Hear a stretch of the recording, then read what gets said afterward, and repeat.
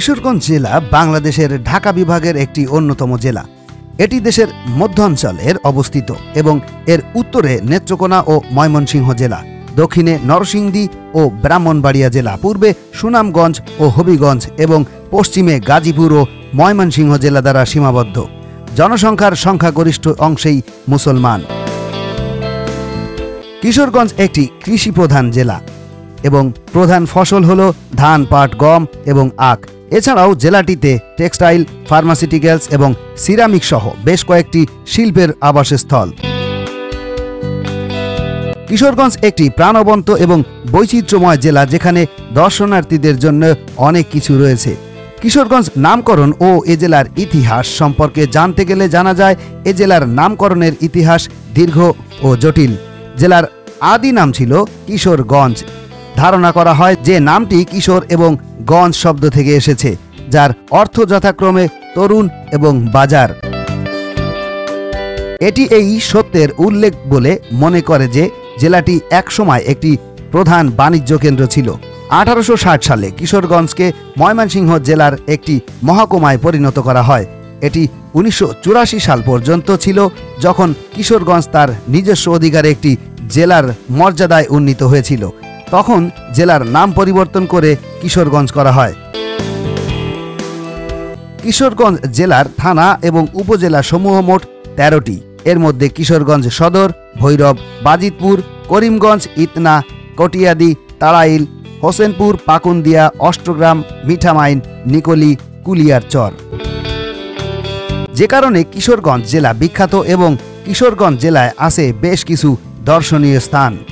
এর মধ্যে শোলাকিয়া ঈদগাহ, জঙ্গলবাড়ি দুর্গ, চন্দ্রাবতী মন্দির, আগর সিংহ দুর্গ, মিঠামাইন, নিখিল হাওড়, পাগলা মসজিদ, সত্যজিৎ রায়ের বাড়ি, মানব বাবুর জমিদার বাড়ি অন্যতম। শোলাকিয়া ঈদগাহ এটি এশিয়ার বৃহত্তম ঈদগাহ এবং এতে 4 লাখ ধর্মপ্রাণ মুসলমান বসে ঈদের জামাত পড়তে পারেন। কিশোরগঞ্জ শহরের উপকণ্ঠেই এটি অবস্থিত। জঙ্গলবাড়ি দুর্গটি 16 শতকের ঈসা খাঁ দ্বারা নির্মিত হয়েছিল, যিনি মুঘল সাম্রাজ্যের বিরুদ্ধে যুদ্ধ করেছিলেন এমন 12 জন বিদ্রোহী প্রধানের একজন। এটি কিশোরগঞ্জের করিমগঞ্জ জেলায় অবস্থিত। চন্দ্রাবতী মন্দিরটি 16শ শতাব্দীতে প্রখ্যাত বাঙালি কবি চন্দ্রাবতী তৈরি করেছিলেন। এটি কিশোরগঞ্জ সদর উপজেলার কাটছাড়িপাড়া গ্রামে অবস্থিত। এর স্থাপত্য শৈলী দেখতে হাজারো দর্শনার্থী ভিড় জমায়। মিঠামাইন এই উপজেলাটি হাওড় বাস্তুতন্ত্রের জন্য বিখ্যাত। এটি পাখি দেখার এবং নৌকায় চড়ার জন্য অন্যতম জনপ্রিয় গন্তব্য। নিখিল হাওড়ও এটি বাংলাদেশের বৃহত্তম হাওড় এবং এখানে মাছ, পাখি এবং কুমির সহ বিভিন্ন ধরনের বন্যপ্রাণীর বাসস্থান। দৃষ্টিনন্দন এই স্থানটি দেখতে সারা বছরই পর্যটক আসতে থাকে। পাগলা মসজিদটি তার অনন্য স্থাপত্যের জন্য বেশ পরিচিত, যার মধ্যে একটি বড় গম্বুজ, 4টি ছোট গম্বুজ রয়েছে। কিশোরগঞ্জ সদর উপজেলায় এটি অবস্থিত। এর সৌন্দর্যে মুগ্ধ হয়ে দেশ বিদেশের ভ্রমণ পিপাসুরা এই মসজিদটি এক নজর দেখতে চলে আসেন এই কিশোরগঞ্জে। মানববাবুর জমিদার বাড়িটি প্রায় 10 একর জমিতে প্রতিষ্ঠিত গঙ্গাটিয়া জমিদার বাড়ি। বাড়িটির নির্মাণ শৈলীর সঙ্গে গ্রিক স্থাপত্য রীতির বেশ মিল রয়েছে। ব্রিটিশ শাসনামলে কিশোরগঞ্জ জেলার হোসেনপুর উপজেলাধীন গোবিন্দপুর ইউনিয়নে এই বাড়িটি প্রতিষ্ঠা করেন ভোলানাথ চক্রবর্তী। দেশ স্বাধীন হলে জমিদার বাড়ির সদস্যরা ভারতে চলে যান। স্ত্রীকে নিয়ে দেশেই থেকে যান মানববাবু।